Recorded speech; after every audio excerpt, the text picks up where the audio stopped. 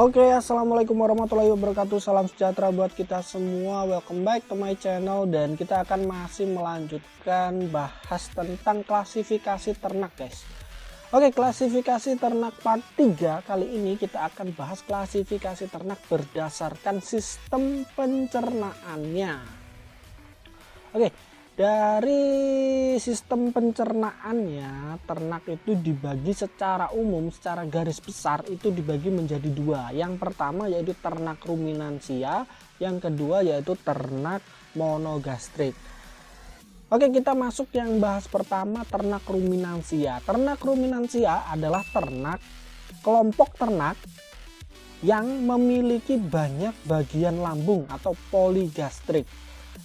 Pada umumnya itu 4 bagian lambung ya guys, yaitu rumen, omasum, rumen, retikulum, omasum, abomasum. Jadi ada 4 lobus bagian lambung. Kemudian kata ruminansia ini berasal dari kata bahasa Yunani, yaitu kata ruminare yang artinya memamah biak. Jadi ternak ruminansia itu adalah ternak-ternak, kelompok ternak yang memamah biak atau mengeluarkan kembali makanan yang sudah ia telan, kemudian dikeluarkan kembali ke rongga mulut untuk dikunyah, dikunyah kembali dan dimasukkan kembali ke lambung. Jadi modelnya itu kayak sirkulasi gitu guys. Pertama dia kunyah, kemudian telan, setelah masuk lambung kemudian dikeluarkan lagi ke rongga mulut untuk dikunyah kembali gitu.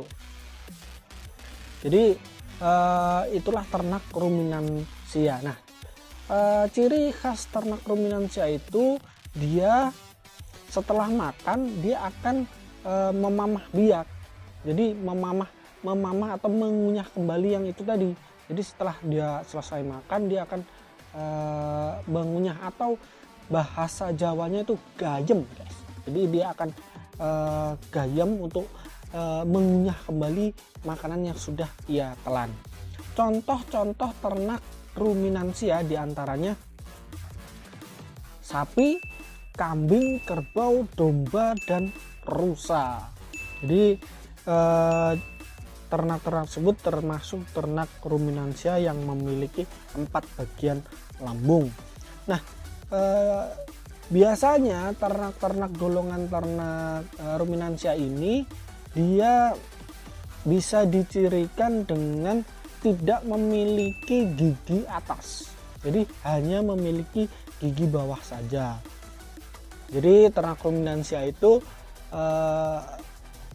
kalau kita ngasih pakan, kita nggak akan kegigit oleh dia karena dia nggak punya gigi atas, jadi dia nggak akan bisa menggigit.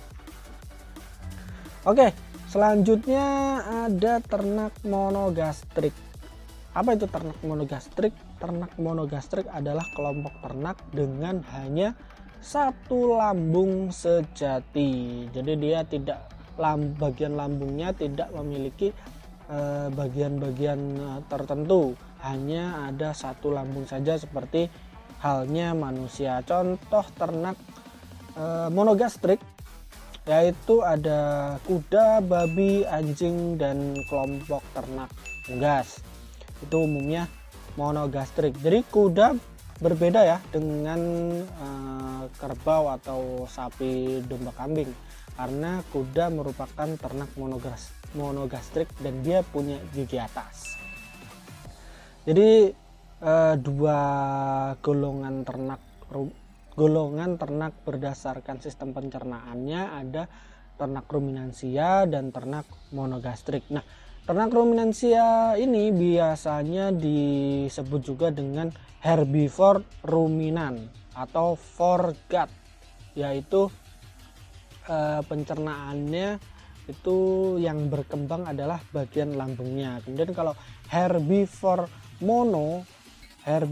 monogastrik atau monogastrik itu biasanya disebut dengan hindgut atau bagian pencernaan bagian belakang yang berkembang. Biasanya sih kalau kuda itu kolon, jadi dia berkembang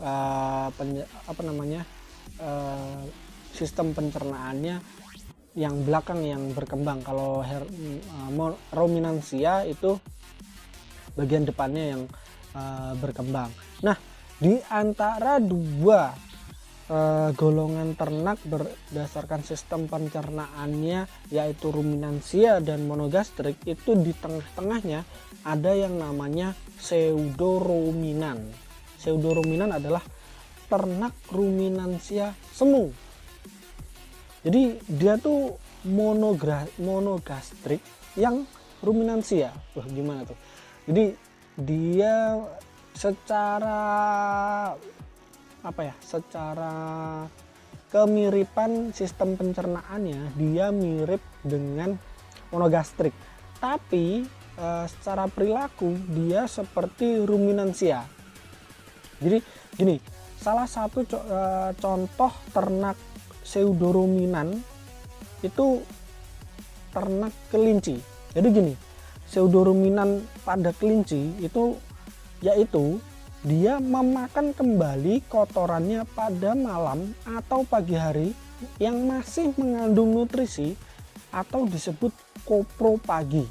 Kopropagi ini berasal dari bahasa Yunani, yaitu kopros yang artinya feses dan pagein yang artinya memakan. Jadi ternak kelinci ini pada malam atau pagi hari itu dia akan memakan kembali